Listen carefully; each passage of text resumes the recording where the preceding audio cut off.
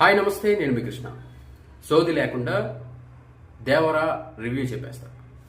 Devara cinema పొద్దుటే 4 గంటలకు వెళ్ళి సినిమా చూడడం జరిగింది. సినిమా మొత్తం చూస్తే ఏదో మిస్ అయిందా అన్న ఫీలింగ్ వచ్చింది. కానీ సినిమా మొత్తం బాగుందనిపిస్తుంది.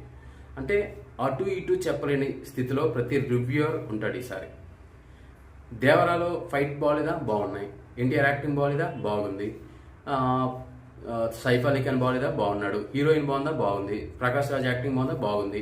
అన్నీ బాగున్నాయి. కానీ సినిమాలో ఏదో మిస్ అవుతుంది.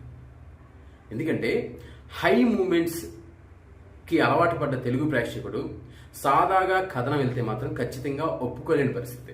ఏదో కావాలి వాళ్ళకి, ఏదో ట్విస్టులు కావాలి. కథ తర్వాత ఇంకోటి ఏదో ఇంకో హీరో ఫస్ట్ హాఫ్లో ఒకలా కనపడిన హీరో సెకండ్ హాఫ్లో ఇంకోలా కనపడాలి.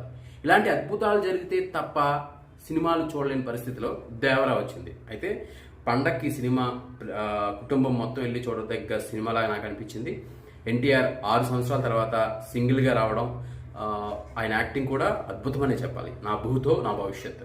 కొరటాల శివ గారు మీకు చెప్పేది ఏంటంటే, అంటే మీకు చెప్పే తంత్రంలో మేము కాదు, కానీ కథ రాసుకునేటప్పుడు కొంచెం హై మూమెంట్లు రాయండి.